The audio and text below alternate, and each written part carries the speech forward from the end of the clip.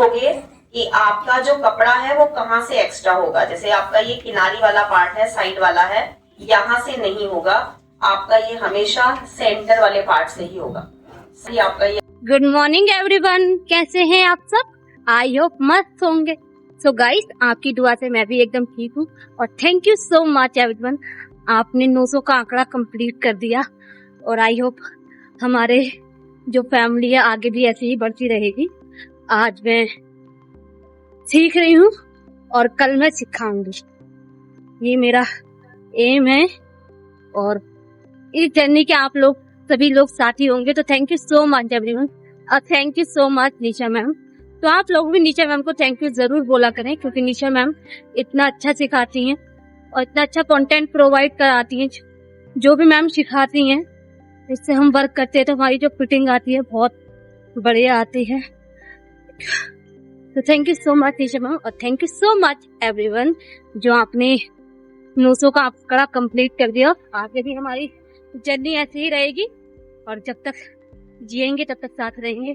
Thank you so much everyone और मैं सिखाऊंगी। फाइनली गाइस हम मीटिंग आ चुके हैं। Good morning sir good morning.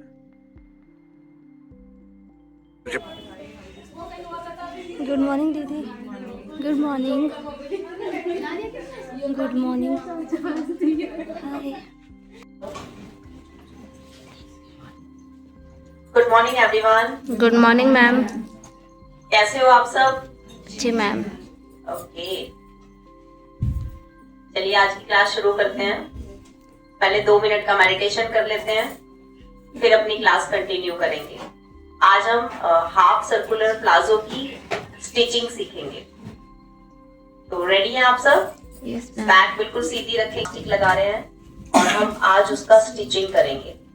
नीचे से पूरा प्लाजो रेडी होने के बाद रेडी करते हैं। पहले आपको पूरा प्लाजो ऊपर से रेडी करना होता है। मैंने आपको कल 2 मेथड बताए थे। एक बताया था कि आप लाइनिंग और मेन फैब्रिक दोनों को एक साथ स्टिच कर लें और फिर जैसे नॉर्मल प्लाजो बनाते हैं वैसे ही बना दें। एक तरीका है कि आप लाइनिंग को अलग से रेडी करें और मेन फैब्रिक को अलग से रेडी करें। ऐसे में आपको जो ओवरलॉक का धागा यूज करना है मेन फैब्रिक वाले पार्ट में, वो सेम कलर का करना है, क्योंकि हमारा जो कपड़ा है वो बहुत ज्यादा पतला है, बहुत ज्यादा फाइन है। अगर हम कोई भी कलर का थ्रेड यूज करेंगे, व्हाइट यूज करेंगे तो पूरा विजिबल होगा। अगर आप एकदम बराबर होगा, अभी देखो आप नीचे से अनइक्वल है, क्योंकि जहां से ये बढ़ना होगा वहां से ये बढ़ जाएगा। और आप ये भी देखोगे कि आपका जो कपड़ा है वो कहाँ से एक्स्ट्रा होगा। जैसे आपका ये किनारी वाला पार्ट है, साइड वाला है, यहाँ से नहीं होगा, आपका ये हमेशा सेंटर वाले पार्ट से ही होगा। आपका ये एक्स्ट्रा निकलेगा बाहर। तो अब मैं मेन फैब्रिक और लाइनिंग दोनों को अलग अलग रेडी करूंगी।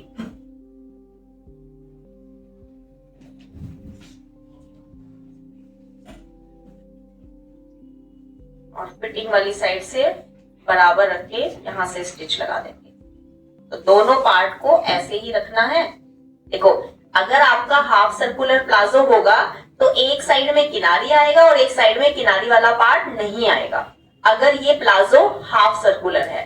अगर ये प्लाजो फुल सर्कुलर है तो यहाँ भी किनारी आएगी और यहाँ भी किनारी आएगी। नहीं है तो ओवरलॉक तो साइड में भी करना पड़ेगा, क्योंकि एक पार्ट में किनारी है ही नहीं। तो हमें क्या, चारों जितने भी पीसीज हैं सब में यहाँ पे सिलाई लगाएंगे।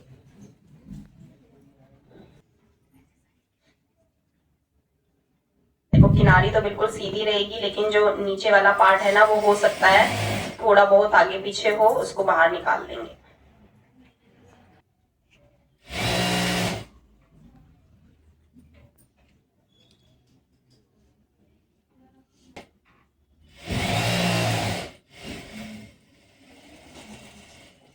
कट कर देगी और बराबर से ये ओवरलॉक कर देगी।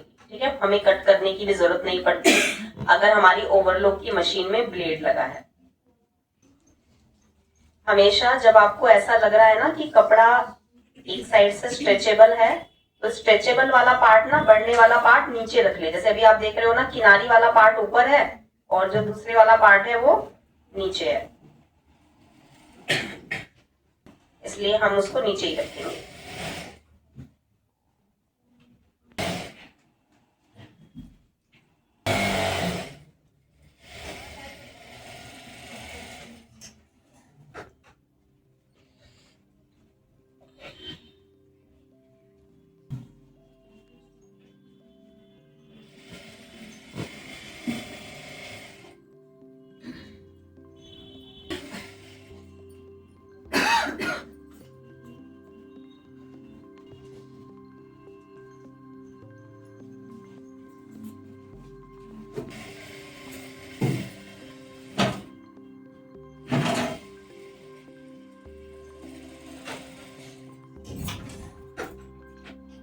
एक हैंड पीछे रहेगा, तो अगर हल्का कपड़ा है तो उसमें रिंकल नहीं आएगा, बिल्कुल सीधा रहेगा।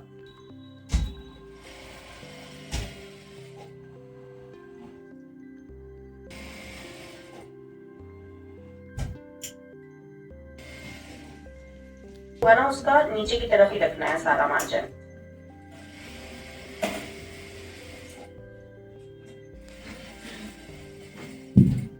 अब मेन फैब्रिक और लाइनिंग सबको मैंने साइड से स्टिच कर लिया है।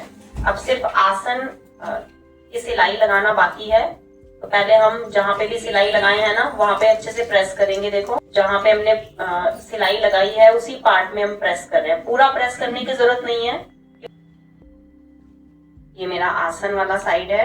अब दूसरे वाला पार्ट भी लेंगे ऐसे ही, ऐसे आमने सामने।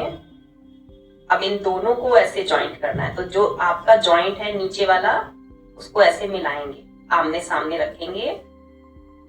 पैर का मार्जिन लेते हुए या मैक्सिमम आधा इंच मार्जिन लेते हुए इसको पूरे को स्टिच करेंगे।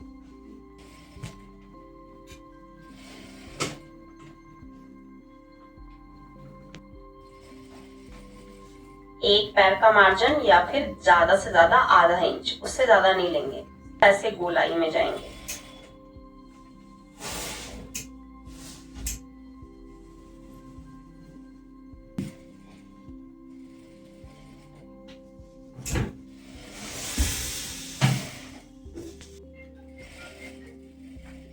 आसन स्टिच करने के बाद अब आसन के ऊपर भी सिलाई वो लगाएंगे, ओवरलॉक करेंगे।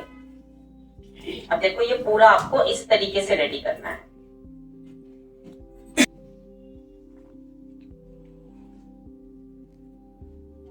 कुछ आगे पीछे हुआ तो गड़बड़ हो जाएगा, देखने में भी अच्छा नहीं लगेगा। होना चाहिए और यहां से भी। जब भी आपको ऐसा लगे कि कोई भी छोटा बड़ा हो रहा है तो कपड़े को लूज टाइट करके बैलेंस बना ले।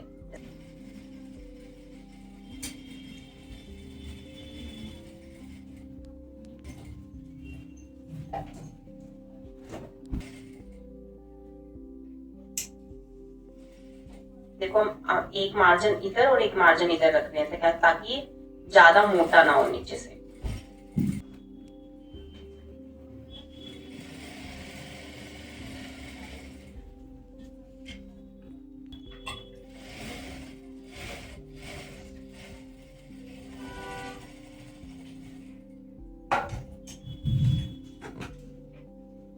अब इसके आसन को भी हम ओवरलॉक कर लेंगे।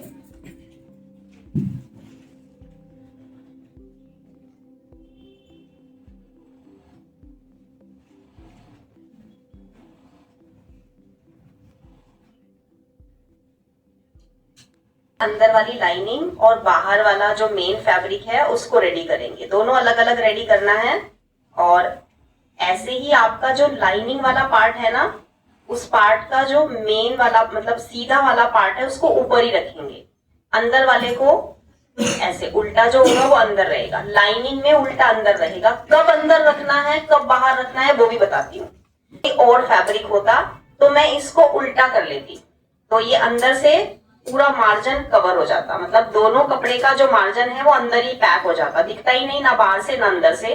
लेकिन मुझे इसे तो ऐसे उल्टा करना पड़ेगा क्योंकि मेरा है जॉर्जेट, और अगर मैंने इसको सीधा किया और जॉर्जेट की तरफ से ऐसे देखा तो मेरा ये पूरा पूरा विजिबल होगा।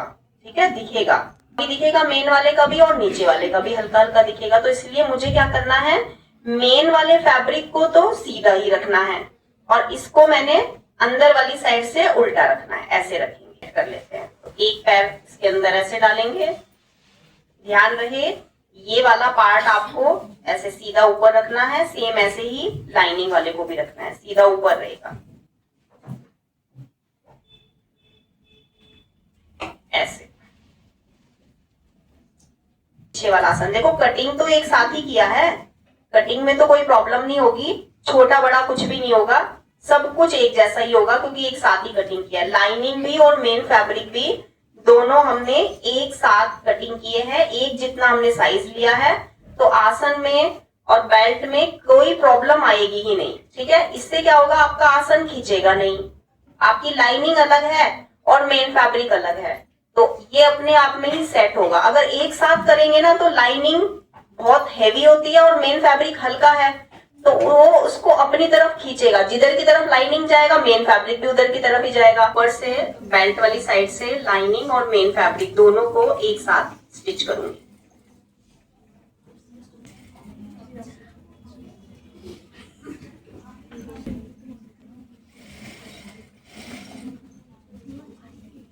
आगे वाला आसन और पीछे वाला आसन बराबर होना चाहिए, बल्कि मैं तो कहती हूँ साइड में भी जो पार्ट है ना उसमें भी कट लगा दो, तो आपको पता रहेगा कौन सा कपड़ा ज्यादा खींचना है, कौन सा ढीला रखना है।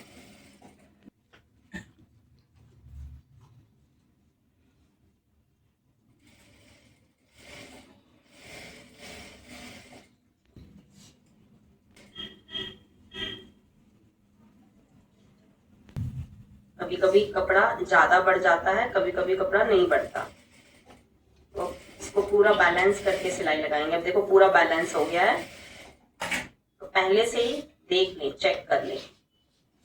चलो अब हमारा ऊपर से हो गया। अब मैं देखो मेरा जो हिप साइज है वो 40 है, तो देखो यहाँ से ना 110% ज्यादा हो जाएगा, क्योंकि कटिंग तो 40 के हिसाब से ही किया था, लेकिन ये स्ट्रेचेबल भी तो है, बढ़ जाता है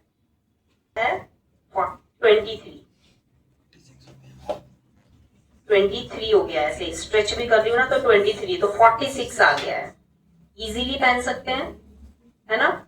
अगर कभी ऐसा लग रहा हो कि अरे बहुत ज्यादा हो गया ये, तो एक और आइडिया है, इसको कम कर देगा क्योंकि बढ़ गया है।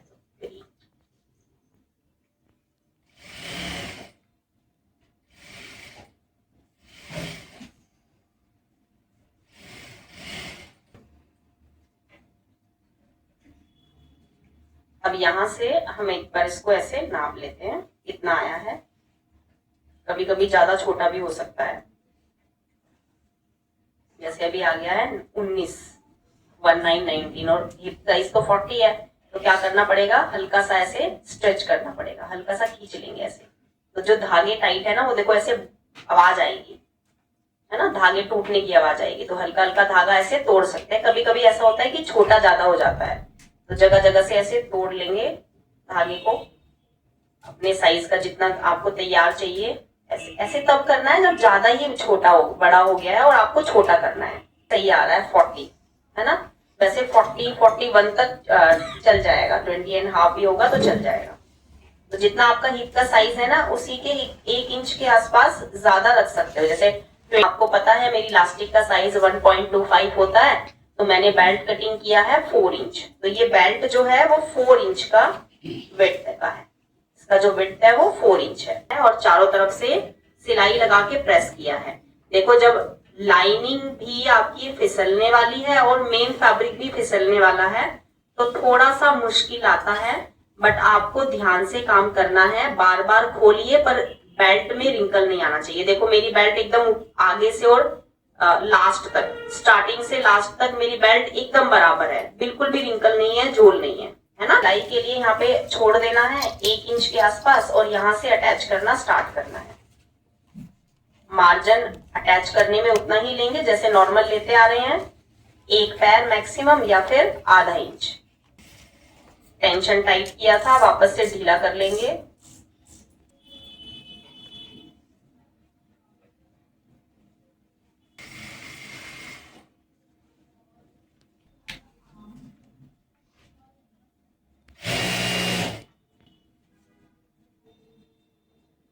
का एक्स्ट्रा पार्ट है वो कटिंग हो जाएगा और यहां तक ऐसे स्टिच कर लेंगे। अब एक्स्ट्रा बेल्ट का जो भी फैब्रिक है उसे कट कर लेंगे, बिल्कुल बराबर रखना है ऐसे। एक्स्ट्रा मार्जिन कट कर लेंगे फिनिशिंग के साथ। है बार बार बता रही हूं मैं कहाँ लगाई जाती है, टॉप स्टिच उस पार्ट में लगाई जाती है जो बाहर की तरफ टर्न होता है। लाइनिंग अलग जाएगा, मेन फैब्रिक अलग जाएगा, इसलिए पहले सिलाई को लगा के एक टॉप स्टिच लगाने से पहले एक प्रेस कर लीजिए।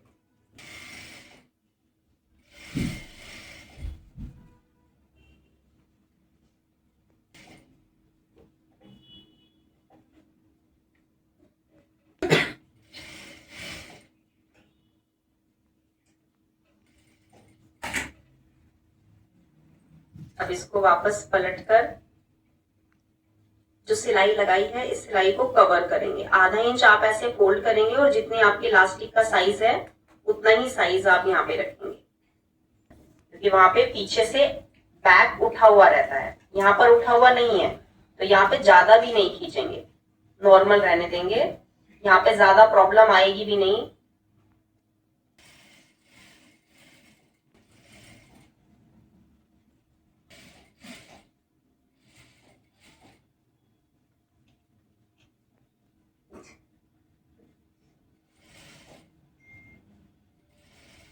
ठीक है, आ रही है पीछे। इलास्टिक डालने से पहले जैसे हर बार प्रेस करते हैं वैसे ही प्रेस करेंगे।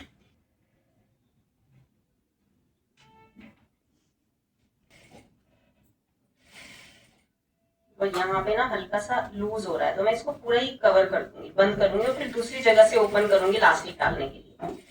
पहले प्रेस कर लेंगे हल्का सा,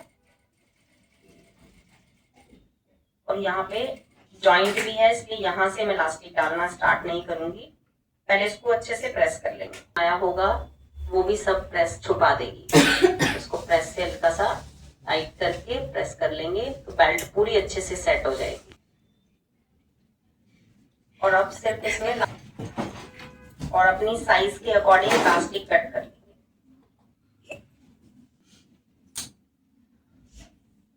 नहीं जा पाता वैसा नहीं होगा।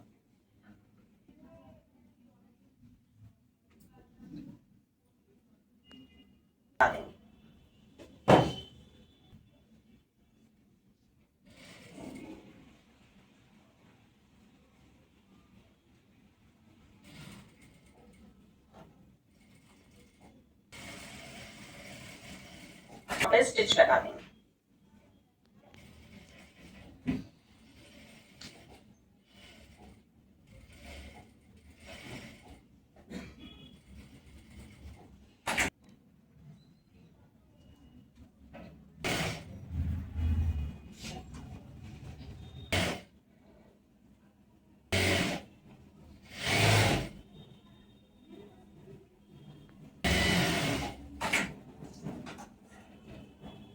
अब सबसे लास्ट में हमें इसकी लेंथ कट करनी है। अब देखो लेंथ कट कैसे करेंगे, पहले बारात निकलने दें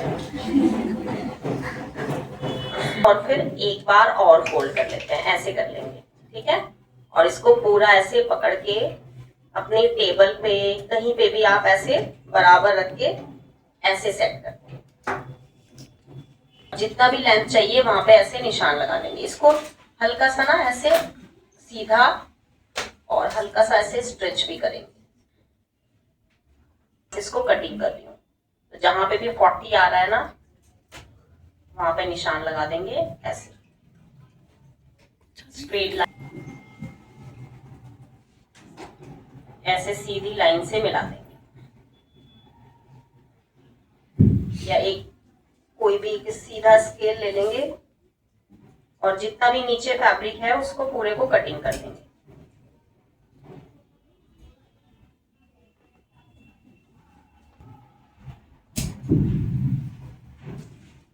जितने भी अलग दूसरा प्लाजो बनाएंगे दूसरे तरीके से कटिंग करेंगे। लेंथ हर प्लाजो को अलग अलग तरीके से कटिंग करना बताऊंगी। जब बाद में लहंगे कटिंग करेंगे उनको अलग तरीके से करेंगे। बिल्कुल सिंपल तरीका है।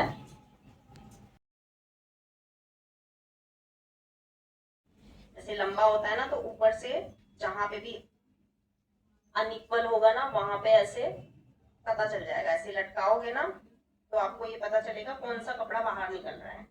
जो भी आपको लग रहा है बाहर निकल रहा है उसको कटिंग कर लेंगे ऐसे अच्छे से। अभी तो मैं यहाँ पे मेरे पास कोई टूल नहीं है, वरना मैं वॉल पे हैंग करती हूँ। वॉल पे हैंग करके इसको अच्छे से कटिंग कर लेती हूँ। वॉल पे हैंग कर लेंगे, कहीं पे भी जैसे अभी टेबल है, टेबल के साइड में ऐसे हैंग कर लेंगे, नीचे से इसको कट कर लेंगे। बराबर कट करना है। जैसे मेरा जो लाइनिंग है ना और मेरा मेन फैब्रिक है, दोनों को ऐसे अलग अलग रखेंगे। देखो अभी कहीं पे आपका छोटा बड़ा होगा, ऐसे जिगजैग जिगजैग करके आ रहा है ना, अब इसको बराबर कट करना है।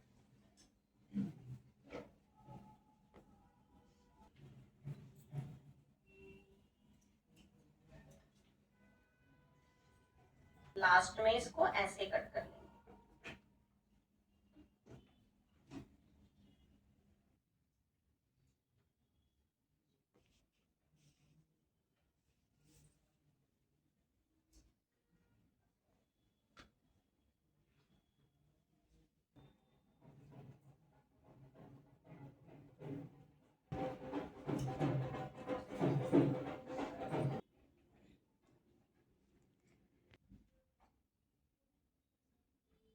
है, सिर्फ आपको नीचे से ओवरलॉक करना है।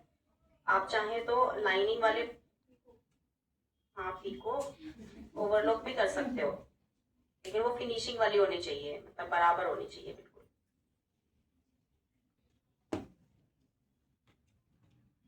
ठीक है,